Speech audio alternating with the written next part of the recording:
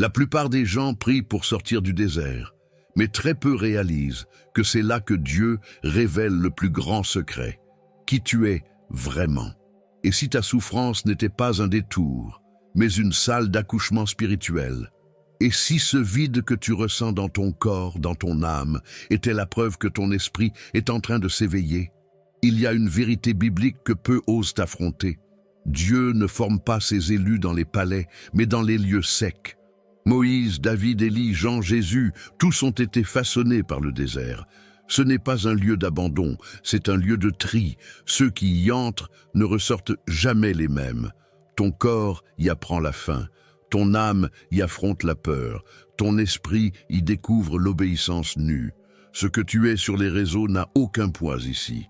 Ce que tu portes comme masque tombe sous la chaleur, et ce que tu caches dans le secret devient visible.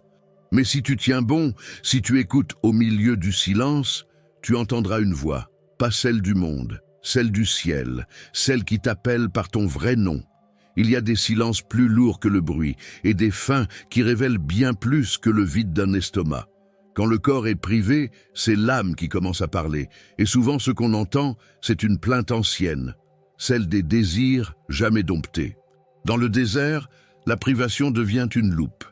Elle révèle ce qui gouverne réellement.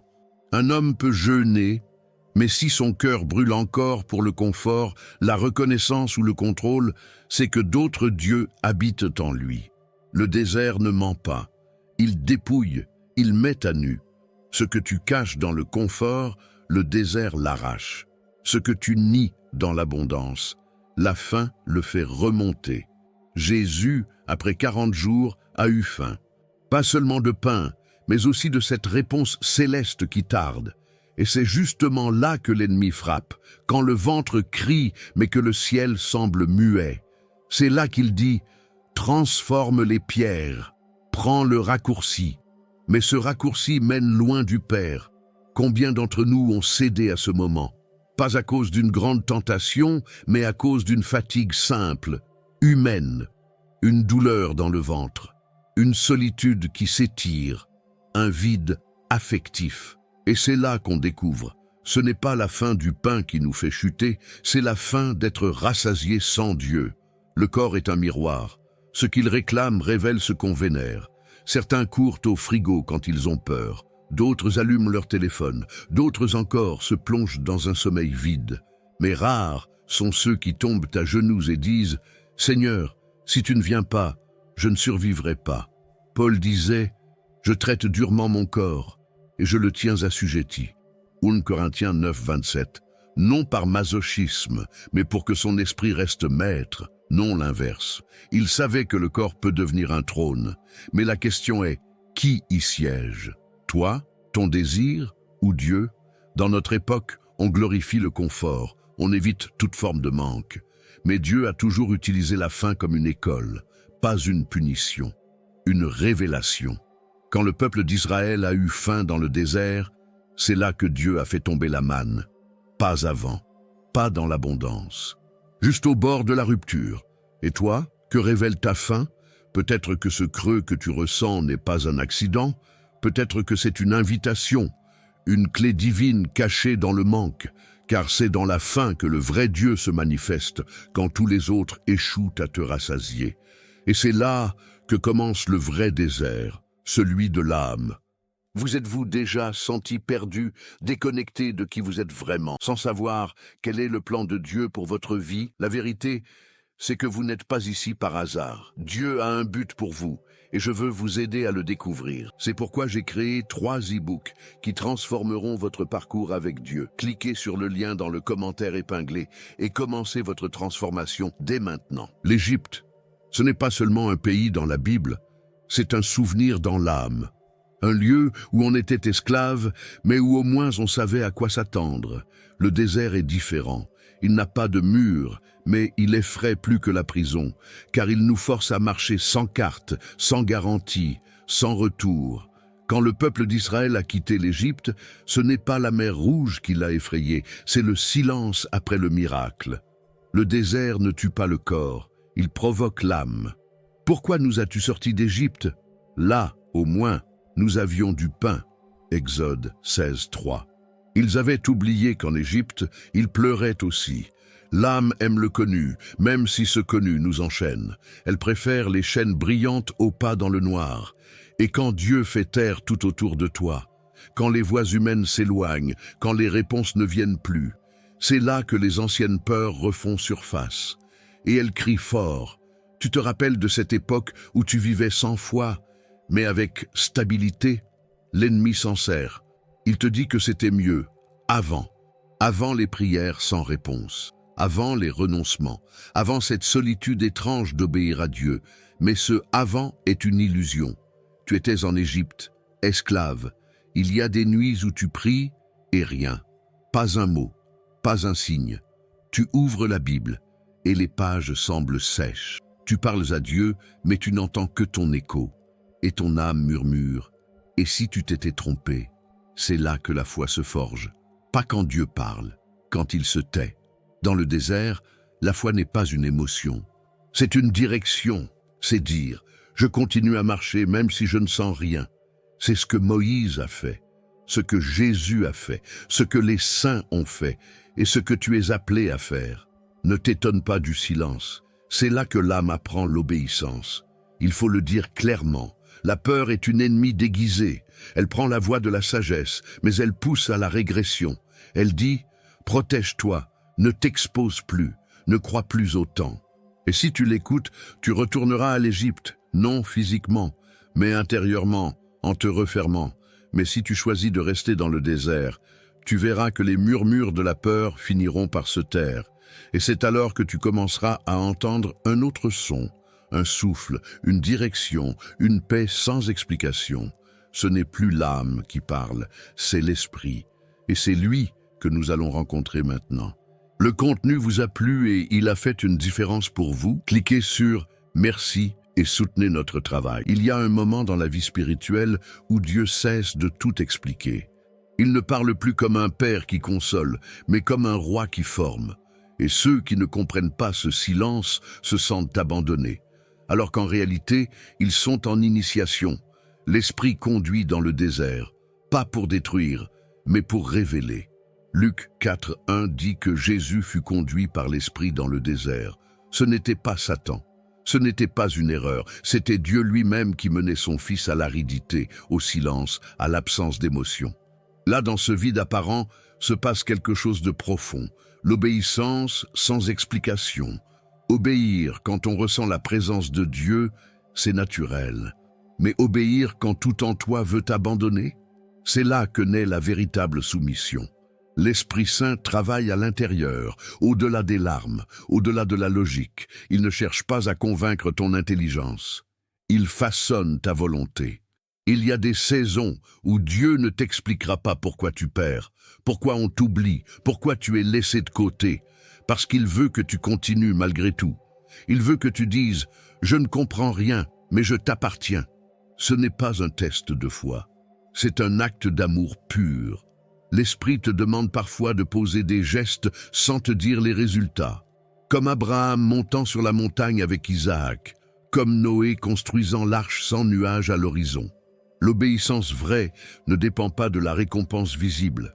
Elle s'ancre dans une certitude invisible. Dieu m'a parlé. Parfois, tu ne verras pas de fruits tout de suite. Personne ne t'applaudira. Tu douteras même que Dieu t'a vraiment conduit. Et c'est justement là que l'Esprit creuse plus profond. Il ne cherche pas tes performances, il cherche ton oui silencieux dans l'obscurité.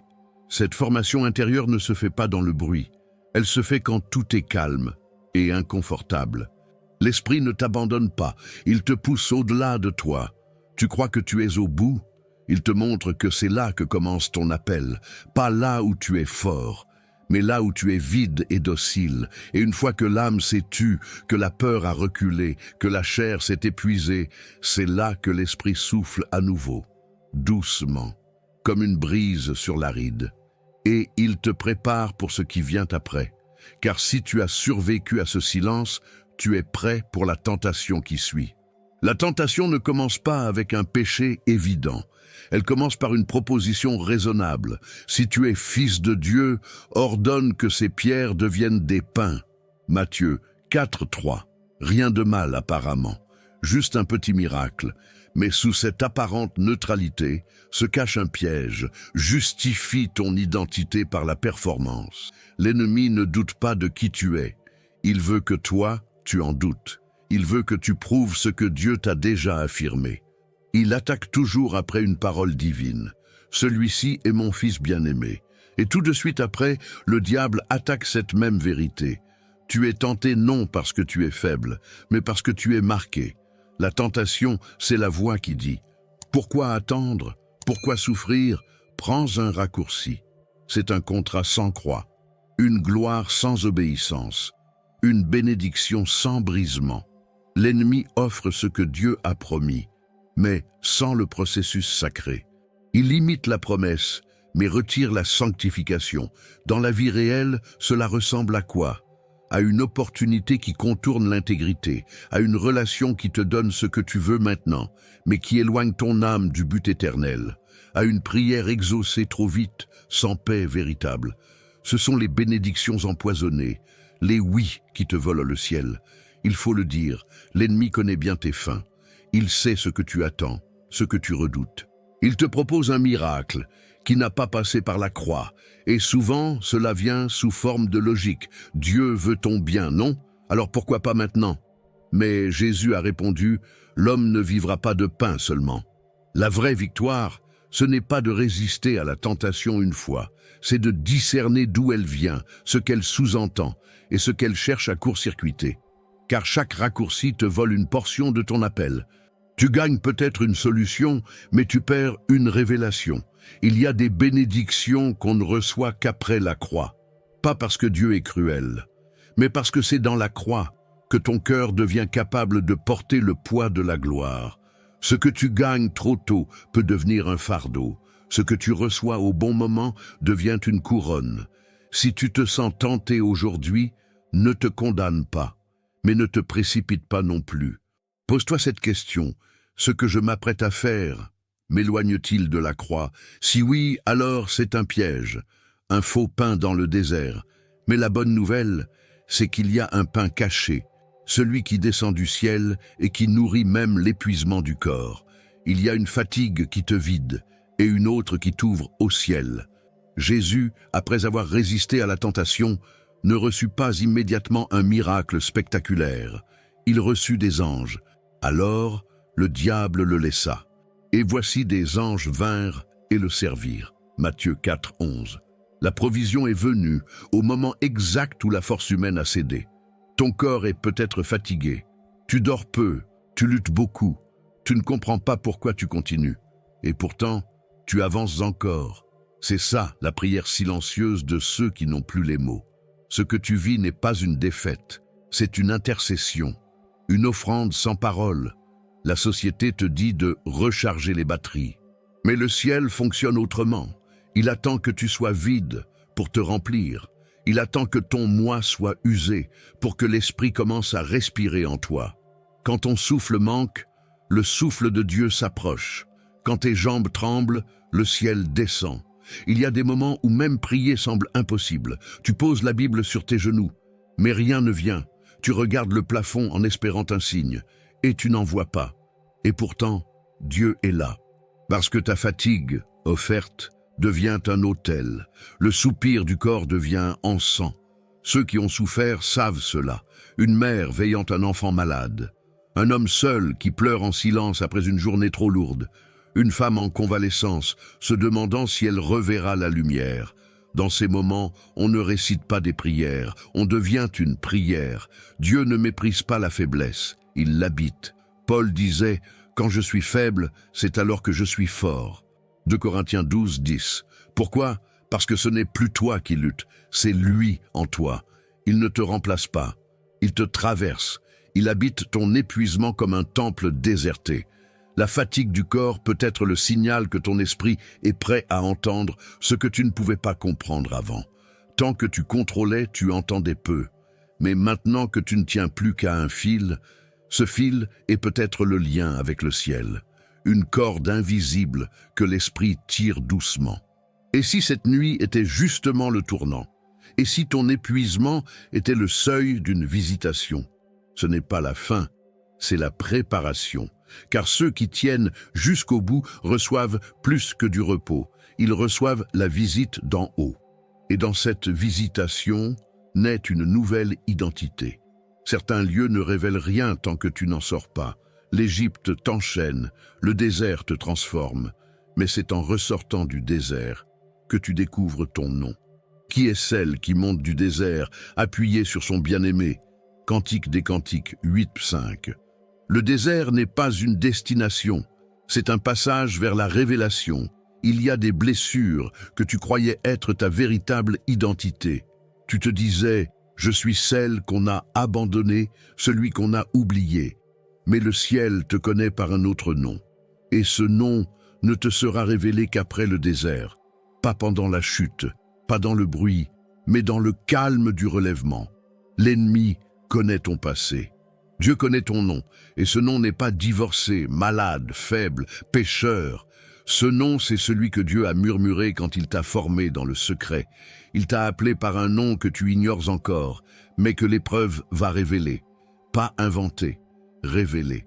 Souviens-toi de Jacob. Son nom voulait dire trompeur, et toute sa vie, il a fui, combattu, volé des bénédictions, jusqu'à ce qu'il lutte avec Dieu.